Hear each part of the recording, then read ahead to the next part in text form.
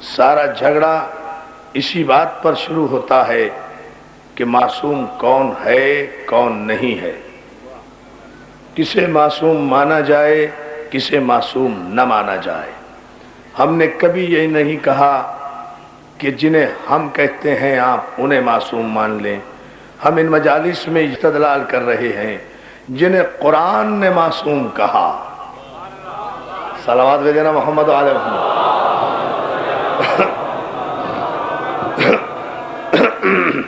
ہم ان مجالس میں کوشش یہ کر رہے ہیں کہ جنہیں قرآن نے معصوم کہا انہیں معصوم مانے، اور ظاہر ہے کہ جنہیں قرآن نے معصوم کہا ہے انہیں صاحب اعجاز اور صاحب قدرت بھی بنایا ہے۔ معصوم نام ہے اللہ کے اس مصطفیٰ بندے کا کہ جسے خدا اپنی چشم مشیت سے منتخب کرتا ہے۔ معصوم نام ہے اس گروہ اس کا جس گروہ کا تذکرہ قرآن نے سورہ مبارک آل عمران کے علاوہ 13 مقامات پر اور کیا۔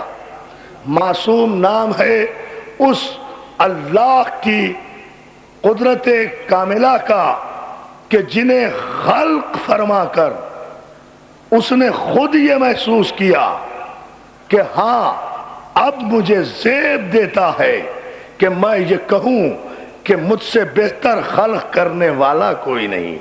میں کہتا ہوں میرے معصومین کا دنیا کے انبیاء ما سبق سے مقابلہ نہ کرنا۔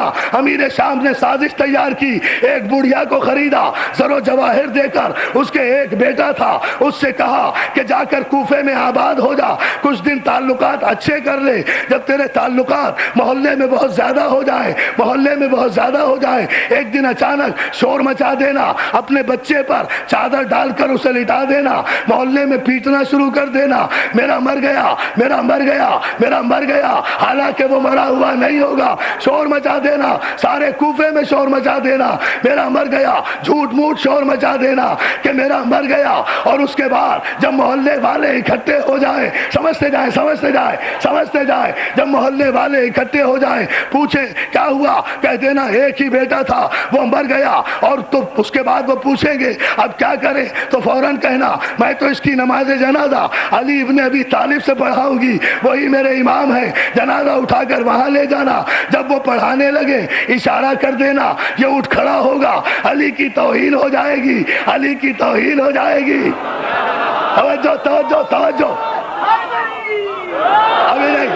ابھی کوئی نعرہ نہیں، نتیجہ دیکھیں۔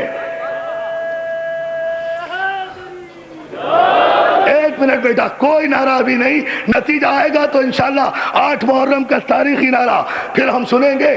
کہہ دینا یہی منصوبہ طے پایا، امیر شام نے خریدا، بڑھیا کوفے میں آ گئی، محلے میں ایک مکان لیا۔ یہ علی کے دشمن جب لوگوں کو خریدتے ہیں علی دشمنی میں تو انہیں مومنین کی آبادی میں بھیج دیتے ہیں۔ توجہ ہے نا؟ بھیج دیا، آ کر کوفے میں قیام کر لیا اس نے، کوفے میں کچھ دن رہی، تعلقات اچھے کیے، کھانا پینا خوب کرتی رہی، پیسہ تو بہت تھا بادشاہ کا دیا ہوا، تعلقات اچھے ہو گئے۔ ایک دن اچانک خبر آئی، رونے لگی، پیٹنے لگی، میرا بیٹا مر گیا، ایک ہی میرا بیٹا تھا۔ محلے والوں نے ہمدردی کی، کہا کیا کریں، کہا اسے غسل دے دو، کفن دے دو، میں اس کا جنازہ علی سے پڑھاؤں گی۔ علی کے پاس جنازہ لے کر پہنچے لوگ کہ یہ بڑھیا چاہتی ہے۔ علی نے پوچھا کیا چاہتی ہے؟ مولا چاہتی ہوں اس کی بخشش ہو جائے، میں آپ اس کی نماز جنازہ پڑھا دیں تو اس کی بخشش ہو جائے۔ علی نے ایک مرتبہ بڑھیا کو دیکھا، زیر لب متبسم ہو کر کہتے ہیں الصلاۃ میت۔ بہت سمجھنا ہے آپ کو، آخری آدمی تک نعرہ آئے گا دوستو، آپ کو قوت اعجاز سمجھ میں آئے گی، عیسیٰ کی حیثیت کیا ہے، علی کا مقام کیا ہے، ذرا توجہ فرماتے جائیں۔ اس نے کہا ہاں مولا میت کی نماز پڑھا دیجئے، میت کی نماز۔ علی نے پھر پوچھا الصلاۃ میت، میت کی نماز پڑھا دوں؟ کہا ہاں مولا آپ ہی سے تو پڑھوانا چاہتی ہوں۔ علی پھر کہتے ہیں جلال کے عالم میں سوچ لے، میت کی نماز پڑھا دوں، اس مردے کی نماز پڑھا دوں؟ کہا ہاں مولا پڑھا دیجئے۔ علی نے تکبیر کہی، میت کی نماز پڑھانا شروع کر دی۔ درمیان میں سے دوسری ہی تکبیر میں سے سازش کے تحت لوگوں نے سگنل دیا اسے اٹھنے کا، جو سمجھا دیا تھا دوسری تکبیر میں اٹھ جانا، وہ نہیں اٹھا۔ تیسری تکبیر میں اٹھ جانا، وہ نہیں اٹھا۔ چوتھی تکبیر میں اٹھ جانا، وہ نہیں اٹھا۔ علی نے نماز پڑھا کر کہا جا اپنے مردے کو لے جا، لے جا۔ تاریخ تاریخ دیکھا، لے جا اپنے مردے کو، جاؤ۔ علی نے کہا جا اپنے جنازے کو لے جا۔ اب جو علی نماز پڑھا کر ہٹے، بڑھیا اور اس کے حواری تیزی سے اس میت گاڑی تک پہنچے، جو بھی ہوگی اس زمانے میں۔ توجہ توجہ توجہ، اس میت کے پاس پہنچے، اس کا شانہ ہلایا، ہو تو اٹھے نا۔ توجہ توجہ، تکوین سمجھا رہا ہوں، تکوین کسے کہتے ہیں، کون فیکون کسے کہتے ہیں، معصوم کا اقتدار کیا ہے، معصوم کا معجزہ کیا ہے۔ اٹھا اور اس کو لے جا۔ اب اسے اٹھا رہے ہیں، وہ تو واقعاً مر چکا تھا۔ ایک مرتبہ تڑپ کر آئی، علی کے قدموں میں گر کے کہتی ہے مولا خدا غارت کرے، مجھے تو بہکا دیا تھا بادشاہ نے، مولا میرے تو ایک ہی بیٹا تھا، مولا مجھے آپ کی معرفت نہیں تھی، مولا میرے بچے کو زندگی دے دے، اس لیے کہ اب میں ایمان لے آئی کہ جس کی زبان سے نکلا ہوا لفظ زندگی کو موت میں تبدیل کر دے، اور جس کی زبان سے نکلا ہوا لفظ زندے کو مردہ کر دے، شریعت مصطفیٰ میں اسے معصوم کہتے ہیں۔ جس کی زبان سے نکلا ہوا لفظ زندگی کو موت میں بدل دے، اسے معصوم کہتے ہیں۔ کہا کیا چاہتی ہے؟ کہا مولا غلطی ہو گئی، اگر اس دروازے سے بھی محروم لوٹی تو پھر کہاں جاؤں گی۔ علی میت کے پاس نہیں گئے، علی نے عیسیٰ کی طرح ٹھوکر نہیں ماری، وہیں سے کھڑے کھڑے بے نیازی سے کہا جا اپنے زندہ کو لے جا،